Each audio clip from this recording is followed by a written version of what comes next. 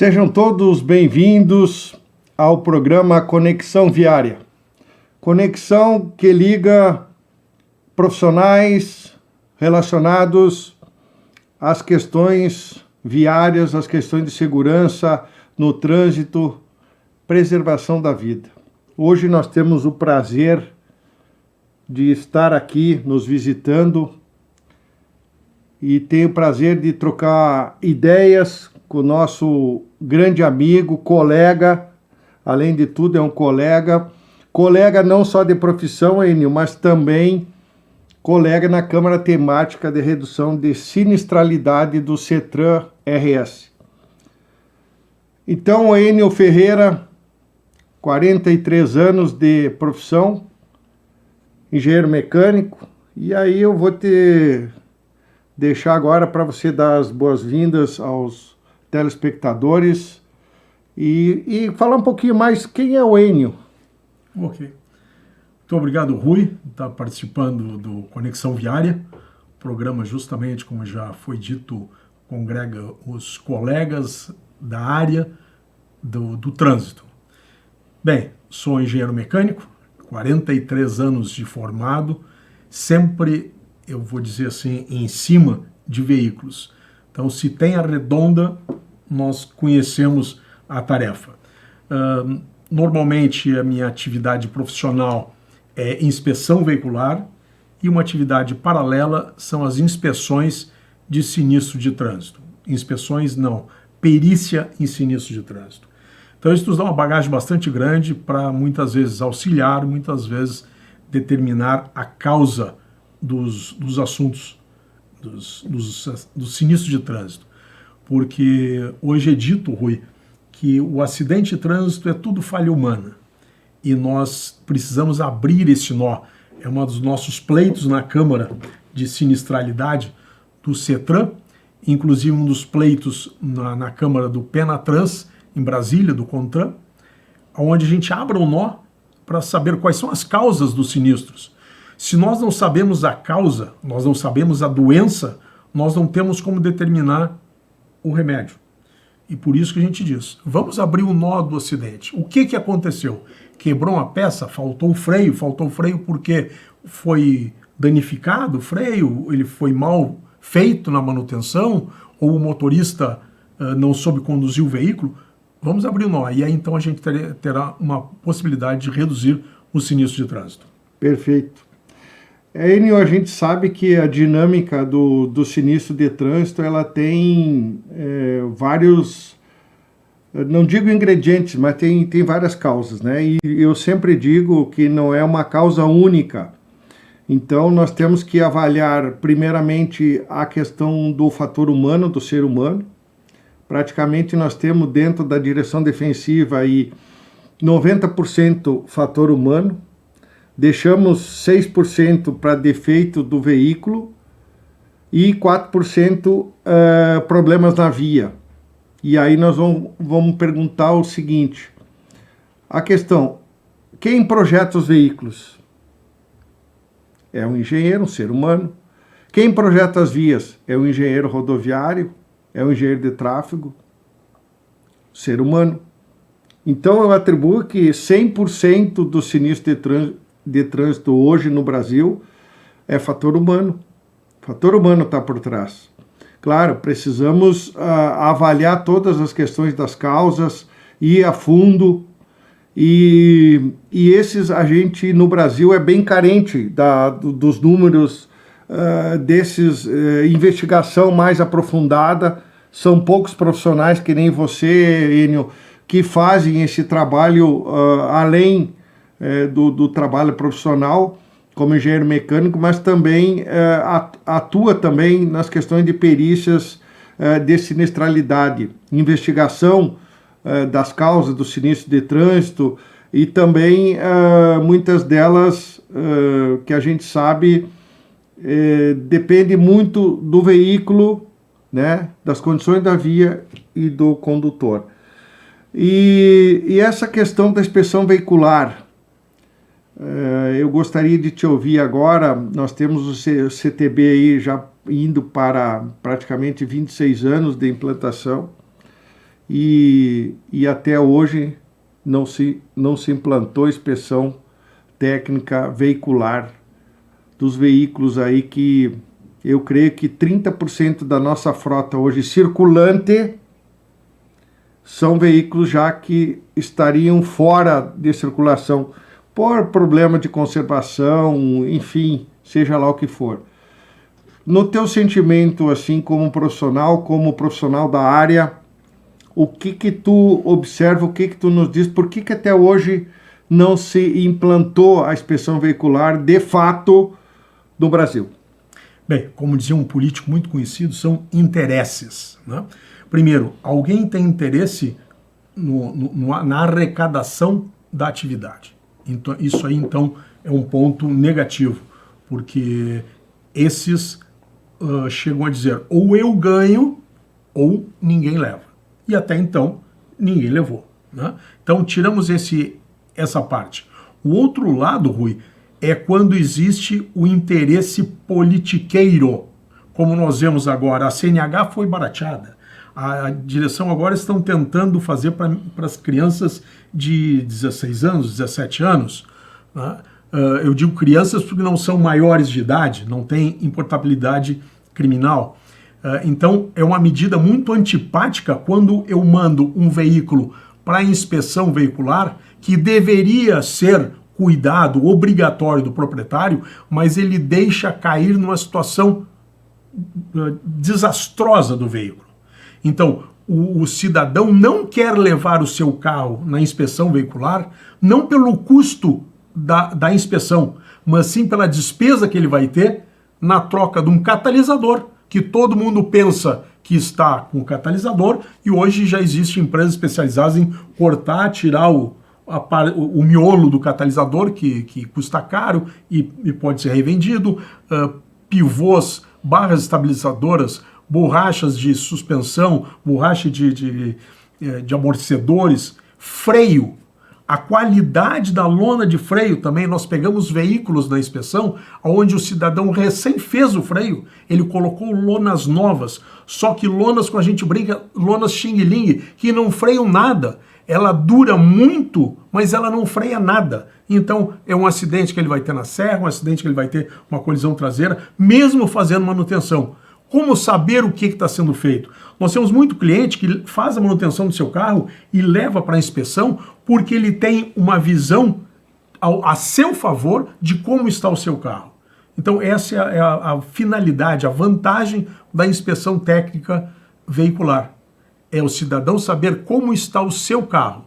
A sociedade sabe que os veículos estarão em condições seguras de trafegabilidade, e não uma atividade excepcionalmente como financeira, arrecadatória. Não, é uma atividade necessária. Seria um mal necessário, digamos assim, né? Porque, como tu falaste, 6% para a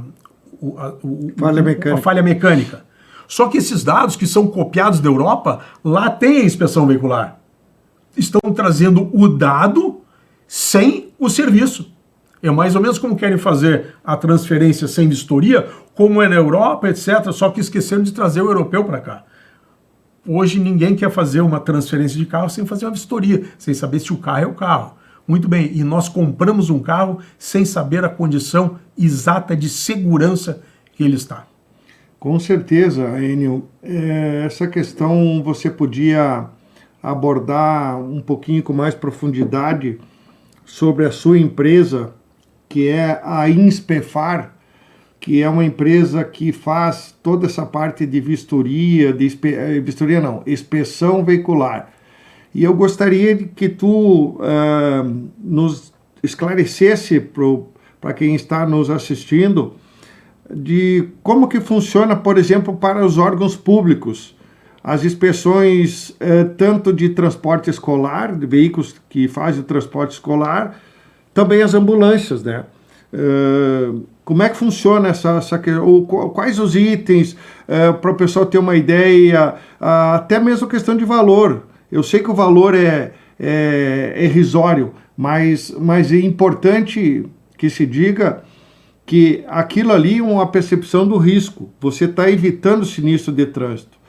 Porque a manutenção é a obrigação, está lá no artigo do CTB, que o veículo, para você poder fazer uma viagem, ele tem que estar com a manutenção em dia, é um dos requisitos importantes, né? E muitas vezes a gente negligencia isso. A gente tem trabalhado com várias empresas também aí da área de transporte, onde o pessoal faz um trabalho rígido, principalmente na questão de freios, né? E também o uso correto também, né, dos pneus, porque o pneu, dependendo da situação, pode evitar uma aquaplanagem, uma hidroplanagem, né? E para isso tem o sulco lá, né, que é o TWI, que é o regulador, né, da vida útil do pneu, né? Então é importante isso aí, muitas vezes a gente tem observado aí, e a gente já fez treinamentos também, Enio, onde se percebe a pouca valorização no item segurança. Nós brasileiros não damos tanta importância para a segurança, a percepção do nosso risco é muito baixo, porque no momento que você pega um capacete que está ali para proteger a tua vida para o motociclista, se você derrubar o capacete de 1 metro de altura, bota fora. E eu sempre brinco, ou dá para sogra, né? Mas imagina só, gente. E tem uma situação que ocorre que hoje o pessoal está reformando o capacete. R$30, R$60 você reforma o capacete. Mas e na hora que eu vou precisar do capacete num sinistro de trânsito, será que ele vai proteger a minha cabeça? Será que vai proteger? Né? Muitos usam o capacete também de cotovelo, quer dizer, então essa baixa percepção do risco. E nós tivemos uma situação lá em São Borja, de um sinistro de trânsito, que a menina, no dia do casamento dela, o noivo levou ela para fazer o cabelo, ela estava usando o capacete normal, e aí quando o noivo foi buscar ela, fez uma prancha, alisou o cabelo e tal, o que ela fez? Gastou R$100 para fazer o cabelo. O que ela fez? Ela colocou o capacete no cotovelo, porque não quis estragar o cabelo, que ia estragar o cabelo dela. Quando eles estão descendo a avenida lá em São Borja, um veículo cortou a frente da moto, do motociclista, caíram e ela morreu no dia do casamento de traumatismo craniano. Então, são coisas assim que a gente não tem a percepção do risco. Então, isso é muito importante. A gente que trabalha muito com perícias, né, e pareceres técnicos, laudos técnicos em perícia de sinistro de trânsito, hoje a física está presente em tudo isso. Mas eu queria que tu falasse um pouquinho sobre as questões do teu trabalho, da tua empresa, da ITL, que é credenciada junto ao Inmetro, sobre as vistorias para os órgãos públicos. Okay. Bem, a Inspefar, a empresa já tem mais de 20 anos instalada em Farroupilha. Ela é mais antiga, mas em Farroupilha tem mais de 20 anos. É uma empresa Inspefar, driver inspeções veiculares. Ela é acreditada pelo Inmetro. Isso implica numa série de regras que nós cumprimos, apresentamos para o Inmetro e somos auditados anualmente, com equipamentos aferidos pela Rede Brasileira de Calibração, semestralmente ou anualmente, conforme determina o Manual da Qualidade da Inspefar. Nós somos, então, licenciados pela Senatran para emitir o CSV, é o Certificado de Segurança Veicular. O regramento são as regras do Inmetro, legislações de trânsito, regulamentos do IBAMA, CONAMA, todas as regras de legislação de trânsito são incorporadas na inspeção do Senatran. Inclusive a norma ABNT 14040, onde especifica item por item o que pode, o que não pode, o que é defeito leve, o que é defeito médio, o que é defeito grave no veículo. Então não existe invenção, não existe subjetividade. Tudo é regrado e normatizado. Bom, falado sobre a Inspefar, como é que nós agimos, vamos trazer então para a inspeção, principalmente para os órgãos públicos.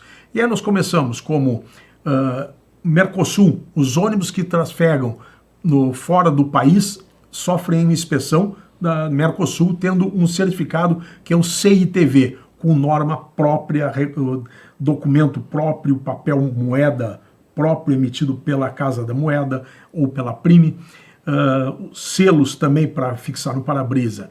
Nós vamos para os veículos que trafegam para fora do estado. São inspecionados no regramento do DAER, Departamento Autônomo de Estradas de Rodagem do Rio Grande do Sul. Também fazemos a inspeção desses veículos.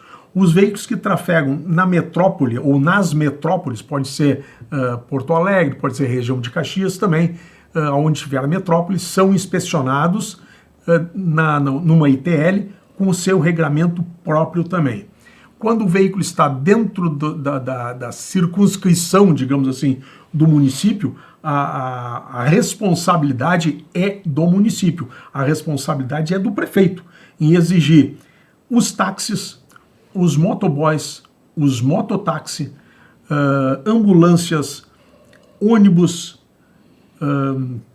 veículos de transporte escolares, todas essas atividades que o município permite, regra, deve fiscalizar. E aí entra a inspeção veicular nesses veículos. Quando você sobe num ônibus dentro do município, de linha do município, você tem que ter a certeza de que esse veículo está de acordo com a norma NBR 14040.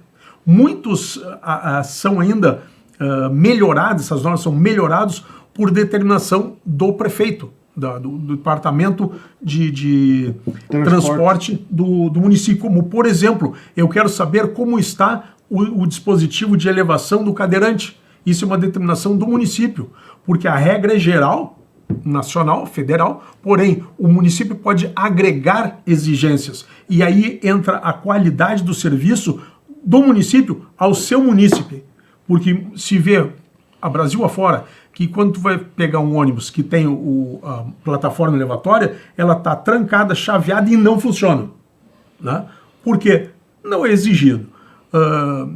Ônibus escolares. Os ônibus escolares têm o regramento geral e tem regramentos municipais que exigem, por exemplo, que a carroceria do ônibus seja exclusivamente escolar. Então, muito bem, o prefeito diz, eu quero que no documento do Detran diga ônibus carroceria escolar. E aí ele entra todo um regramento específico para o transporte de escolares. É com extintor, martelo, câmeras ao redor do ônibus que verifique a dianteira para evitar que a criança seja atropelada, a traseira que evite que a criança seja atropelada. Enfim, são regras específicas para o veículo de transporte de escolares. Isso muitas vezes é desleixado, digamos assim, pela Secretaria de Obras e Transporte, né? Deixando a desejar a qualidade. Quem tem o poder de fiscalizar, de fazer essa inspeção? O agente da autoridade de trânsito, por exemplo, ele tem capacidade técnica para fazer essa análise? Ou tem que ser um engenheiro mecânico com CREA, enfim, reconhecido? A inspeção é a atividade do engenheiro. Quando se vai fazer a inspeção, no caso do escolar, tem duas opções onde podem ser feitas. De acordo com a NBR 14040, que são com equipamentos aferidos, enfim, todo um regramento específico. E quando o município não possui uma empresa desta natureza, ele pode contratar um engenheiro com regras específicas para esta atividade, baseado na NBR 17075, onde ele vai ter um regramento para fazer essa atividade, onde ele vai ter filmagem com georreferenciamento, medições com equipamento aferido, fazer teste de pista, cálculo, ver se a velocidade está de acordo com a distância de frenagem. Então, nos veículos escolares tem esse regramento específico. Fora isto, dos escolares, toda a inspeção de segurança veicular deve ser feita em instituição técnica licenciada Senatran. Não existe outra possibilidade. Porém, a fiscalização pode ser pela Guarda Municipal, pela Guarda de Trânsito, pela Brigada Militar, pelo fiscal do CREA, exigindo que o veículo permaneça nas condições quando ele foi inspecionado. Porque o engenheiro inspeciona naquele dia e naquele dia está ok, deve permanecer daquela forma durante 6 meses no caso do escolar. É perfeito, que a gente observa aí que muitos deles trocam os pneus para fazer passar na vistoria, né? E depois simplesmente vão lá e colocam os pneus antigos. Existem empresas que chegam a alocar equipamento para passar na inspeção.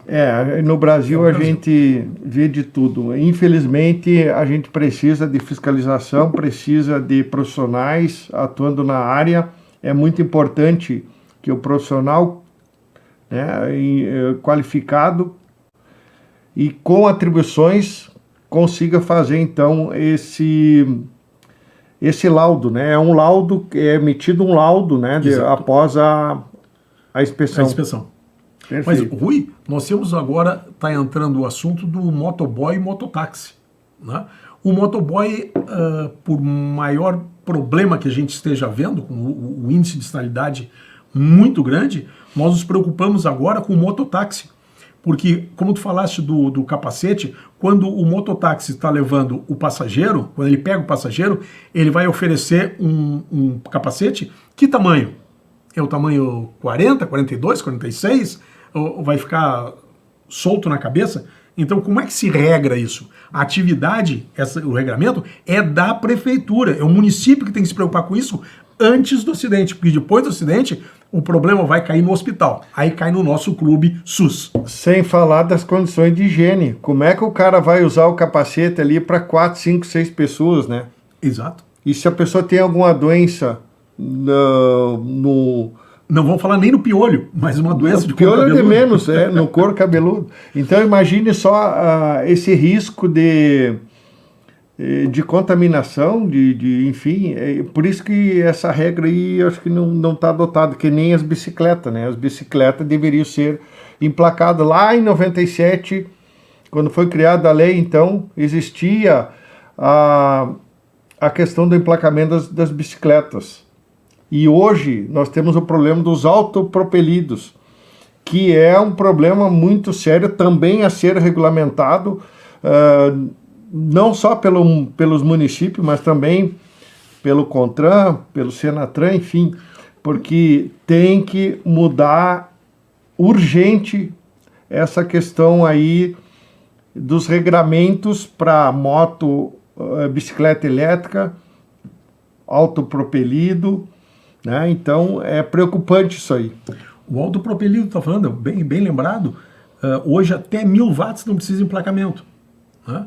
Só que esses veículos até 1000 watts, eles podem ser, teoricamente, turbinados, e na hora que o cidadão está comprando, ele já é instruído a tirar esse limite, onde ele pode andar com velocidade superior a 30 e poucos quilômetros por hora, enfim, ele já é induzido a driblar a legislação. Então, até o 1000 watts não precisa habilitação, então se não precisa habilitação, ele pode ser analfabeto. O analfabeto não sabe o que é uma placa pare, ele não é habilitado, ele não sabe o que é sinal vermelho, ele anda na contramão e nós não temos como fiscalizar nem punir esse veículo.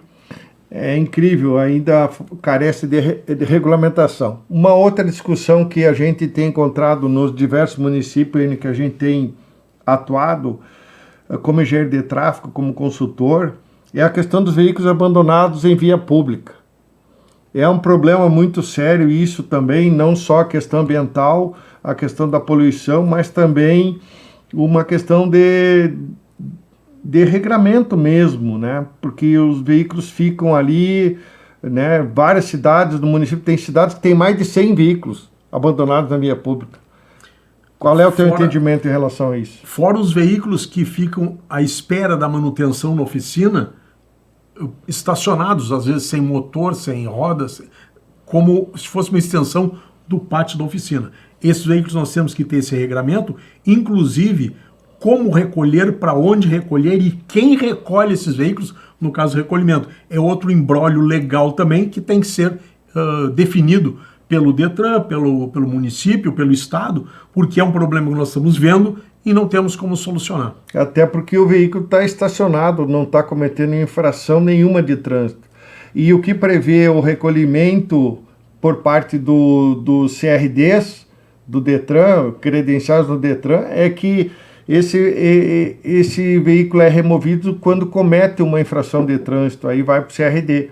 Né? Então não temos essa regramento. Eu sei que alguns municípios já estão começando a agir, o caso de Estrela e outros municípios aí que eu sei, São Lourenço do Sul também, mas eu não sei como é que vai ficar essa questão depois do recolhimento. Vão recolher para onde? O município teria que ter um depósito, né, exclusivo dele, e o custo disso gera um custo bem elevado em relação a isso. E recolhe e faz o que com ele quando depois de recolher? Exatamente, vai mandar para Gerdau, para siderúrgica, para onde que vai? Então, enfim, está bem delicada essa situação aí, um ponto a ser discutido lá na Câmara Temática de Redução de Sinistralidade, lá com outros colegas que a gente participa. Enio, em virtude da hora, esse assunto é polêmico, o trânsito é bastante polêmico, sempre a gente tem bastante discussões, enfim, recomendações, e eu quero te agradecer aí pela tua disponibilidade de estar aqui hoje no nosso programa, falando um pouquinho sobre essa parte de engenharia de mecânica, né, junto com a questão da segurança viária. Nós trabalhamos juntos, né, e é importante o trabalho tanto do engenheiro mecânico, o trabalho do engenheiro de tráfego para a segurança viária, para salvar vidas. Conexão Viária fica por aqui e muito obrigado, Enio, pela tua participação aí, tuas considerações finais aí. Muito obrigado, Rui. É um engenheiro civil, trabalhando na área de sinalização, o que, como perito em acidente de trânsito, eu vejo muita ausência de sinalização, erros de sinalização, e carece muito a presença do engenheiro que conheça a sinalização, um engenheiro de tráfego, um engenheiro civil. Muito obrigado por ter participado do Conexão Viária, é um prazer enorme e uma grande alegria estar contigo mais uma vez. Beleza, forte abraço aí, obrigado a todos aí. Breve estaremos para mais um programa. Fiquem atentos.